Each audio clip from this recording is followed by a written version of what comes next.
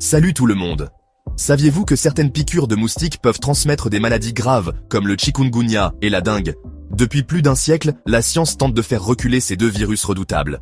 Ces deux infections sont souvent confondues, mais elles sont bien différentes. Dans cette vidéo, je vais détailler leurs symptômes, leurs différences, les traitements, et même aborder d'autres virus similaires. Restez jusqu'à la fin pour avoir tous les détails. Et n'oubliez pas de liker, commenter et vous abonner pour plus de contenu sur la santé. Allons-y, commençons par le chikungunya. Ce virus est transmis par les moustiques Aedes, comme le moustique tigre.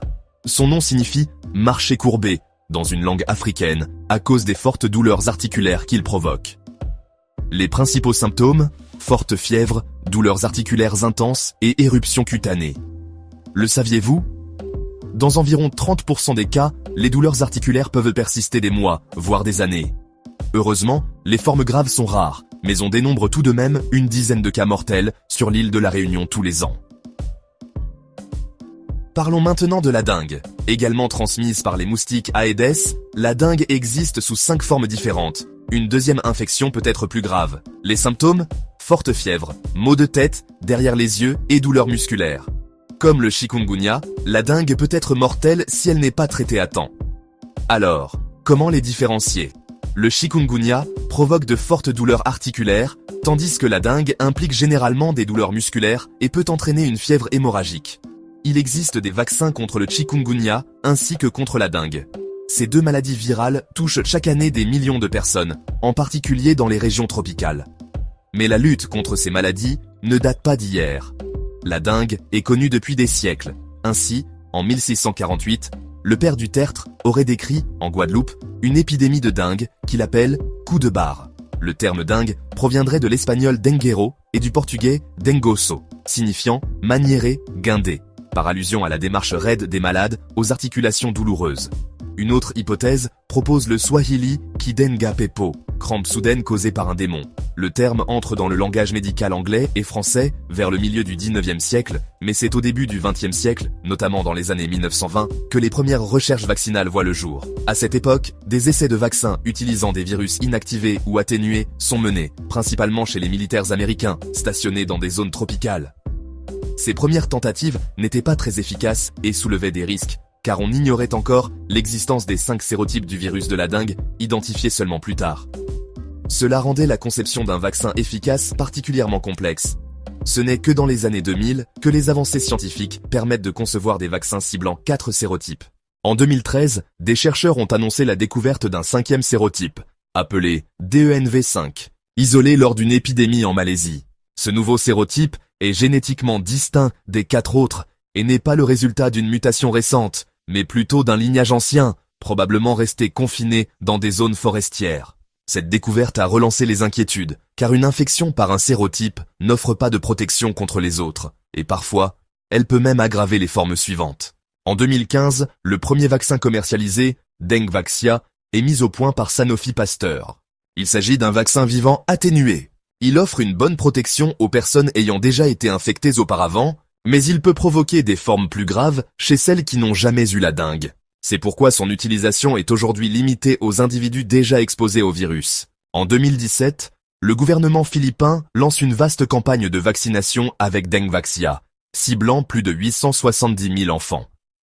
Mais lorsque Sanofi reconnaît publiquement que son vaccin peut avoir des effets secondaires graves chez ceux qui n'ont jamais été infectés, le pays fait marche arrière.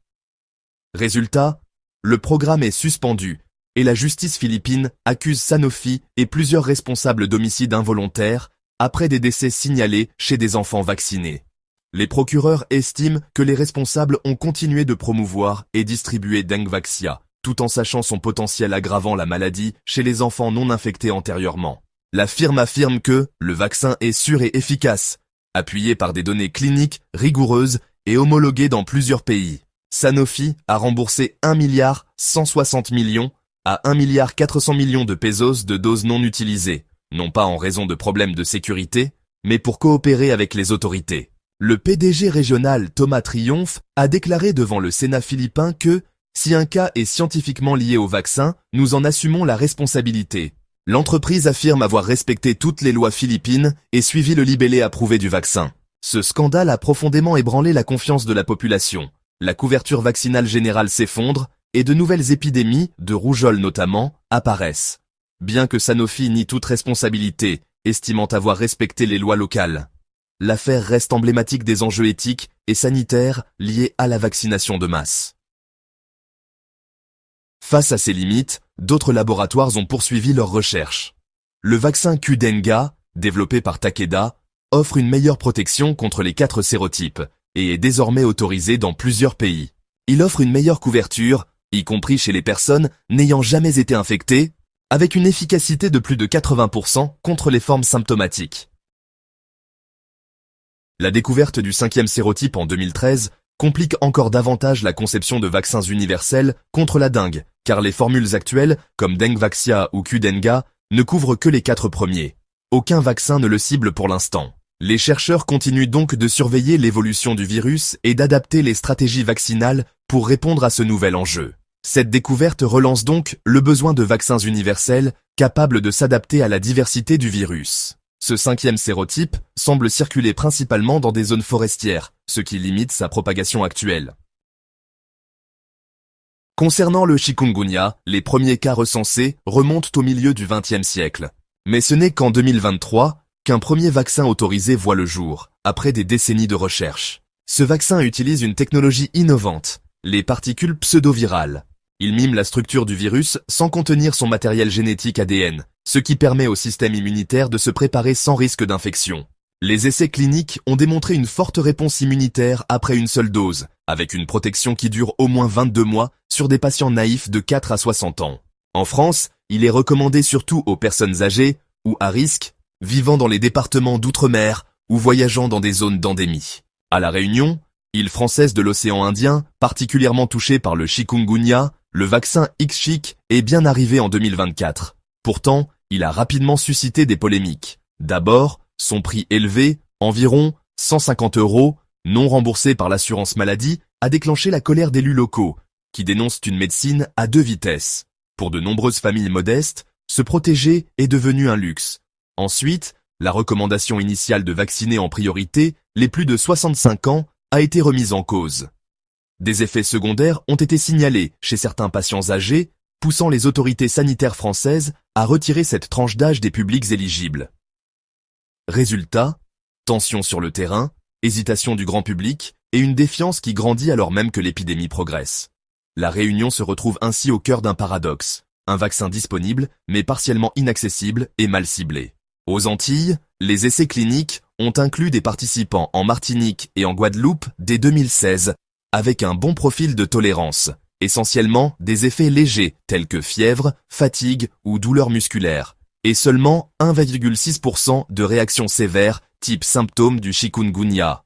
À l'échelle post-commercialisation mondiale, 17 cas sérieux, dont 2 décès, ont été signalés, tous chez des personnes âgées de 62 à 89 ans, sur plus de 40 000 personnes vaccinées aux USA, au Canada et en France, en grande partie à l'île de la Réunion.